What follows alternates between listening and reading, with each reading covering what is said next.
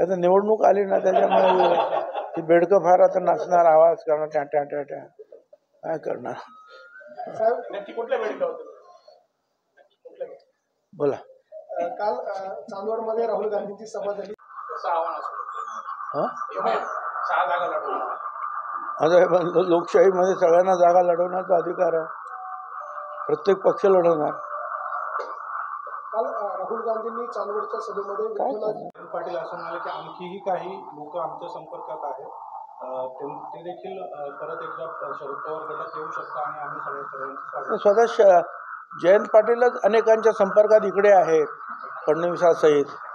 काय आणि कित्येक महिने मी ऐकतो आज उद्या काय, त्यांच्या अगोदर फायनल होऊ द्या, मग बघू काय करायचं ते. जयंत पाटलांनी असं स्टेटमेंट केलं साहेब की मला महायुतीकडनं जर मी हो म्हटलं तर कधीही शपथविधी होऊ शकतो पहाटेचा. ते पहाटेचं करा, रात्रीचं करा, काय, परंतु याचा अर्थ तुम्ही त्यांच्या कॉन्ट्रॅक्टमध्ये आहात, चर्चा सुरू आहे तुमची, याला तुम्ही दुजोरा देताय. MIM कदाचित लोकसभा लढवण्यासाठी इच्छुक असं देखील बोललं जाते. महादेव जानकरांनी शरद पवारांची भेट घेतली असेल ना. आता अनेक 5 वर्ष वाट बघत असतात, तर अनेक लोक इकडे उभं राहावं की तिकडे उभं राहावं, कुठे ते प्रयत्न करणार ना, तर चुकीचं काही नाही त्याच्यामध्ये. आणि त्यांनी हेही सांगितलं की ते त्यांच्याच पक्षाच्या, स्वतःच्या पक्षाच्या चिन्हावर निवडणूक लढवणार, ही सुद्धा त्यांची मागणी आहे. निलेश लंकेंनी काल शिंदेनी हेमंत गोडसेच्या नावाची घोषणा केली होती, मात्र भाजपकडून याला विरोध बघायला मिळतो. ही जागा भाजपलाच पाहिजे अशी मागणी केली जाते. काल गिरीश महाजनकडे मागणी करण्यात आली. नाही, भाजपकडून विरोध होणं स्वाभाविक आहे ना, पण श्रीकांत शिंदेंना तो अधिकारच नाही ना तो जाहीर करण्याचा. ते अशा रीतीने कसं काय ते जाहीर करू शकतात. थोडीशी शिस्त जी आहे युतीमध्ये सुद्धा पाळली पाहिजे ना सगळ्यांनी. जोपर्यंत निकाल होत नाही तोपर्यंत कसं काय करता तुम्ही. कोणाची मनसेला महायुतीकडून 1 जागांचा प्रस्ताव देण्यात आलेला आहे. त्यांचं त्यांना विचारा ना. मला फायदा होईल महायुतीबरोबर मनसे आली तर फायदा होईल का महायुतीला. मी काही अभ्यास नाही केला, कोण कुठे आल्यामुळे काय, मी एवढं ज्ञानी सुद्धा नाही, माझा काय अभ्यास सुद्धा नाही याचा. साहेब, नाशिकच्या लोकसभेच्या जागेवर सभा होणार, ही सभा कुठेतरी कायद्याच्या कसाटीत अडकेल असं वाटतंय. कशी काय आचारसंहिता जर लागली आज, आचारसंहिता जर लागली, आज लागली, कधी आज आहे का मीटिंग ती, आज उद्यामध्ये आज म्हणजे आचारसंहिता लागल्यानंतर मग तर अडचणी होणार. आणि मग आचारसंहितेचे मीटिंग घेता येतात, पण मग त्याचे पैसे जे आहेत त्या उमेदवारावर लावले जातात, असं काय ते आहे, तर ते बघावं लागेल काय ते.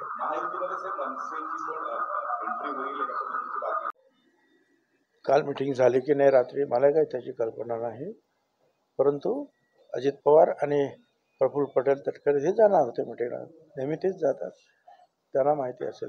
त्यांचं माझं अजून काही बोलणं झालेलं नाही. आचारसंहिता कधी लावू शकते अशा वेळेला इंडिया, तर हे यापूर्वी सुद्धा सांगितलं होतं असं कोर्टाचं म्हणणं आहे. असं कुठे वापरलं जाते का किंवा मला सांगा ना तुम्ही मी कुठे वापरलंय. आज निवडणूक कुठे आलीच नाही तर मी कुठे वापरणार. चिन्ह काय, चिन्ह तर आता निवडणूक आल्यानंतर चिन्ह वापरणारच, कारण ते निवडणूक आयोगाने दिलेलं आहे. पण मी स्वतः असा कुठल्याही अजून ना चिन्हाचा ना फोटोचा असा प्रचार करून मतं मागितलेली आहे, कधीच नाही. कोर्टाने यामध्ये असं सुरू करू मी नाही. आज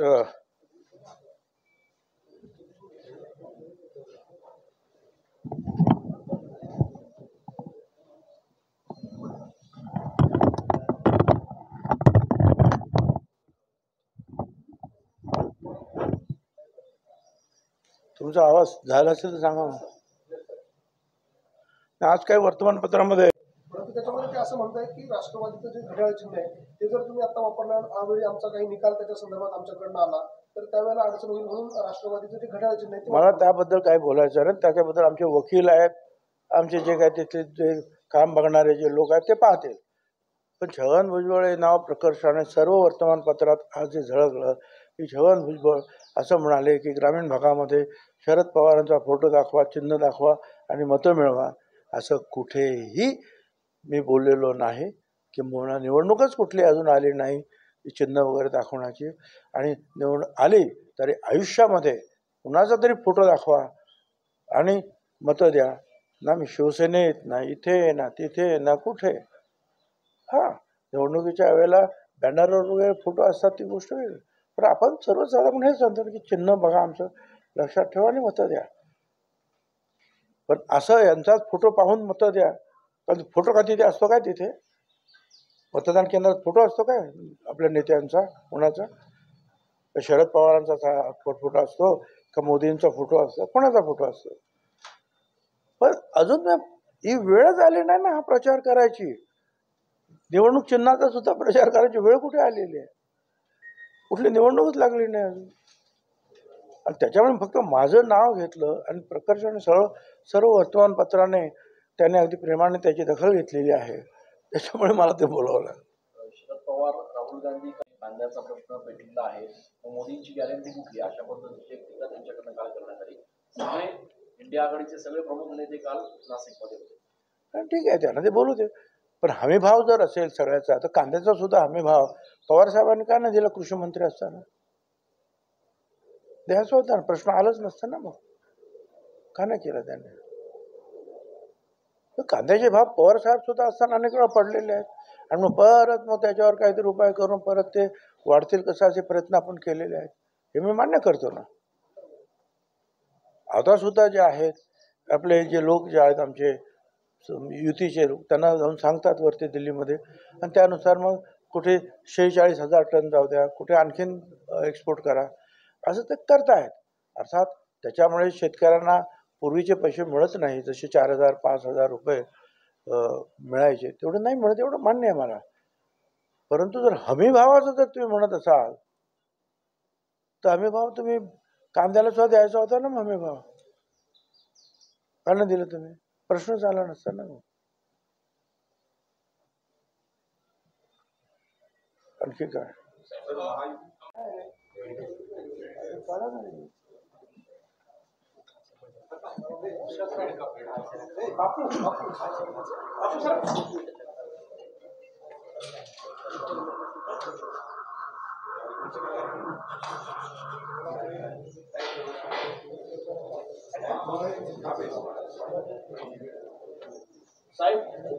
साहेब आमच्या पत्रकाराचा वाढदिवस आहे.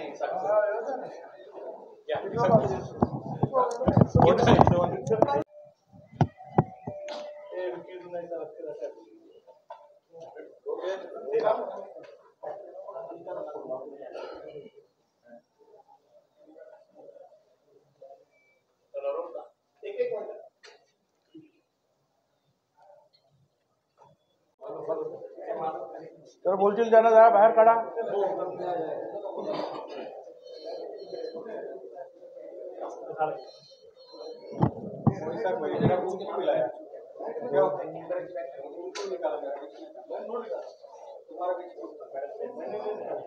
हा बोल. की सुप्रीम कोर्टामध्ये जी काही केस होती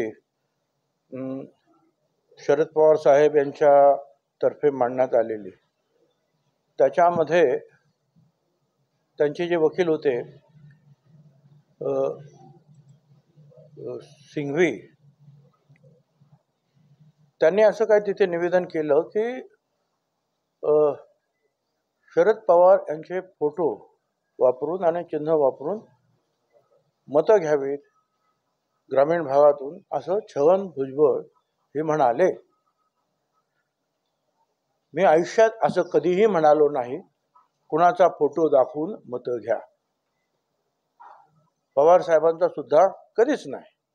ठीक आहे, आपलं चिन्ह दाखवा, चिन्ह न्या, लोकांना समजावून सांगा, हे आपण बोलू शकतो.